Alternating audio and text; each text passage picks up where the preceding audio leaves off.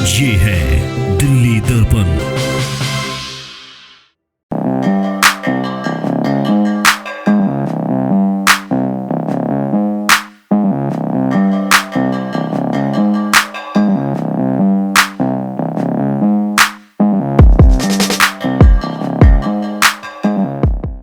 नमस्कार, दिल्ली दर्पण टीवी देख रहे हैं आप। मैं हूं आपके साथ पुनीत गुप्ता।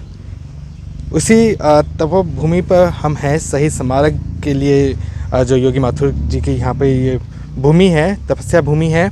और आज फिर यहाँ पर एक दूसरा कार्यक्रम जिसके लिए हम आए हैं वो है सभी का सम्मान तो देश का सम्मान, जिसके लिए आप देख सकते हैं कि सभी धर्मगुरु या फिर सभी धर्मों के लोग यहाँ पर मौजूद हैं और कुछ बातचीत की, चाय पे चर्चा की। हालांकि हमारे देश में चाय पे चर्चा राजनीति की होती है, लेकिन ये चाय की चर्चा अलग थी। और इस पर योगी माथुर जी से बातचीत करते हैं और भी लोगों से बातचीत करते हैं कि क्या मकसद है और कितना ज़रूरी है आज के टाइम पर इस तरीके की चर्चाएँ। योगी जी, क्या मन में आया कि इस तरीके के लोगों से मुलाकात करके बातचीत करते हैं?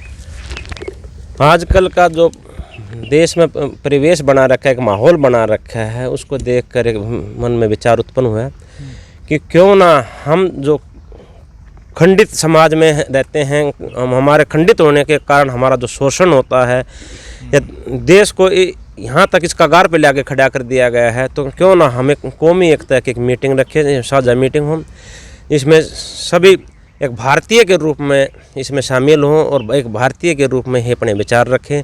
तो आज इसी बने शामी साहब और अन्य गणमान्य आदरणीय जो व्यक्ति और धर्मगुरु जो आए हैं, उन्होंने सभी ने अपने अपने विचार रखे हैं और एक बहुत ही सकारात्मक पहल यहाँ से शुरू होने जा रही है कौमी एकता की, जिससे हमारा राजतंत्र भी प्रभावित होगा कि अब समाज सचेत हो रहा है और इस तरह की हम फूट वाली राजनीति या बहकाओ या भड़काओ वाली राजनीति अभी वे नहीं कर पाएंगे।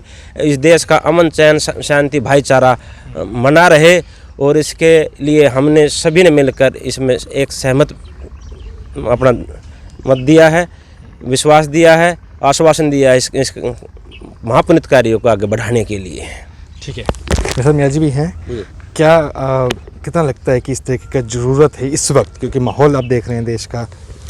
बहुत ज़रूरत है इस तरह के माहौल में, जहाँ लोग चलने फिरने से भी डरते हैं कि मैं हिंदू हूँ, मैं मुसलमान हूँ, मुसलमान के मोहल्ले में हिंदू जाने से डरता है और हिंदुओं के मोहल्ले में मुसलमान जाने से डरता है। तो हमारे माथुर जी के बात पर उनके इन्विटेशन था और वो खुद क्योंकि आगे बढ़ कर के इस काम में हिस्सा ले रहे हैं, हमने सुना देखा, तो हमने चाहा कि नहीं, एक मर्तबा उस महान आदमी से मिला जाए कि इस वक्त जो हिंदुस्तान में माहौल है, ऐसे माहौल में भाईचारे की बात करने वाले माथुर जी जैसे लोग बहुत कम होते हैं। उन्हीं का हम साथ देने के लिए यहाँ आए हैं कि जो माथुर जी आज्ञा देंगे उस पर हम लोग लब्बैक कहते हुए पूरे हिंदुस्तान में इस बात को उठाएंगे और चलेंगे, देखेंगे। क्योंकि हम लोग एक हिंदू मुसलमान बाद में साथ साथ में हम हिंदुस्तानी भी है, तो हिंदुस्तानी का फ़र्ज़ ये होता है कि अपने मुल्क को सही राह दिखलाना, सही रास्ते पर लेकर चलना, ना कि हम राजनेताओं के बहकावे में जो खुद की अपनी उल्लू सीधा करने के लिए वो ऐसा काम करते हैं। कहीं भी दंगा होता है या कुछ भी मामला होता है, उसमें राजनेता के बेटा या बहू या कोई ऐसे लोग नहीं जाता, बल्कि हमारा एक साधारण मुसलमान का, साधारण हिंदू का, सिख का, ईसाई का बेटा मारा जाता है। वो तो बोल करके चैलेंज से हट जाते हैं और कुछ मीडिया वाले जो हैं, जो उस बातों को और आग में पेट्रोल डालने का काम करते हैं, लोगों को फैलाते हैं। जो चीज़ थोड़ी सी होती है उसको और ज़्यादा, कोई आदमी एक इंसान है, इंसान से कुछ गलती हो जाती है, लेकिन मीडिया वाले उसको इस तरीके से हिंदू मुस्लिम का मामलात करते हैं। और हर मामले में योगी जी को हम माथुर साहब को बहुत बहुत मुबारकबाद पेश करते हैं कि उन्होंने ऐसा सराहनीय कदम उठाया और हम सब मिल करके इस चाय में सिर्फ़ और सिर्फ ये बात के लिए एकत्रित हुए, इकट्ठा हुए हैं कि हम हिंदुस्तान में अमन और भाईचारा चाहते हैं। ठीक है, तो अमन भाईचारे के लिए सारे इकट्ठे हैं। मेरे साथ सुबेदार साहब भी हैं। और सुबेदार साहब, आप तो आर्मी से भी हैं जी, क्या लगता है इस वक्त क्या ज़रूरत है देश को? सही मायने में जैसे कि हमारे मौलवी साहब ने, हमारे माथुर साहब ने जो ये पहल करी है, इसमें आज आकर के जो आनंद मुझे प्राप्त हुआ, आपसी बैठ कर के साथ में इतना मैं गदगद हो गया हूँ, मेरा दिल गदगद हो गया, क्योंकि हम लोग सैनिक लोग हैं और सैनिक कभी किसी अलग निगाह से नहीं देखता। सैनिक तो पूरे देश का होता है। सैनिक जब सीमा पर शहीद होता है तो किसी जात पात के लिए, धर्म के लिए नहीं शहीद होता।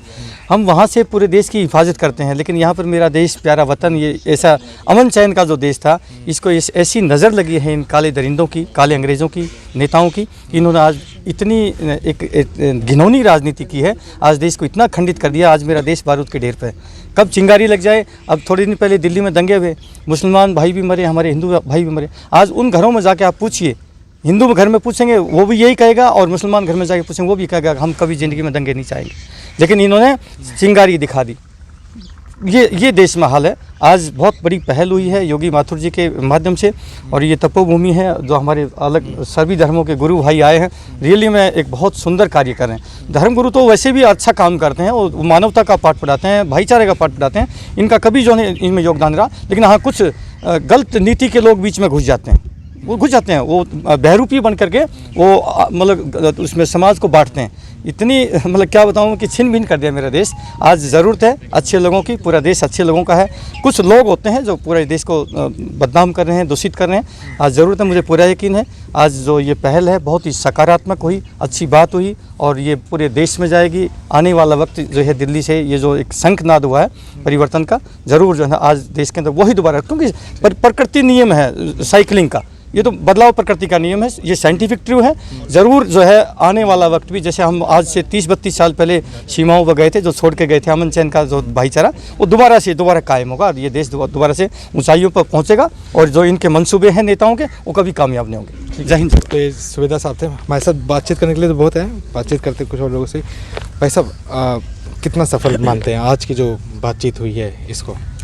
नहीं, आज को की जो मुलाकात है, ये जो बातचीत है, इस पे सफलता हम डिसाइड नहीं कर सकते। हम ये कह सकते हैं कि आज हमने एक चीज़ की पहल की है, और इस पहल को हम अपने पूर्वजों की जो सोच है थी हमारे इस देश को आज़ाद कराने के लिए, जिन्होंने अपने प्राणों की आहुति दी, जिन्होंने अपने गर्दनों को दरख्तों से लटकवाया था, वो इसलिए इस देश को आज़ाद नहीं कराया था कि हिंदू मुसलमान से भयभीत हो जाए और मुसलमान हिंदू से भयभीत हो जाए। इस देश को जो अंग्रेज़ों से आज़ादी मिली थी और इस देश को ग़ुलामी से जो आज़ादी मिली थी, वो इसलिए मिली थी कि हम ग़ुलाम देश में रह नहीं सकते, हम आज़ादी की ज़िंदगी जीना चाहते हैं। आज दुर्भाग्य ये है कि हमारा देश आज़ाद हो गया, लेकिन हमारे देश में रहने वाले लोग पूंजीपति लोगों के ग़ुलाम बने हुए हैं, उनके जो घर के उनके दरवाजे के दरबारी बने हुए हैं, उनके बारे में उनको कुछ नहीं सोचना है।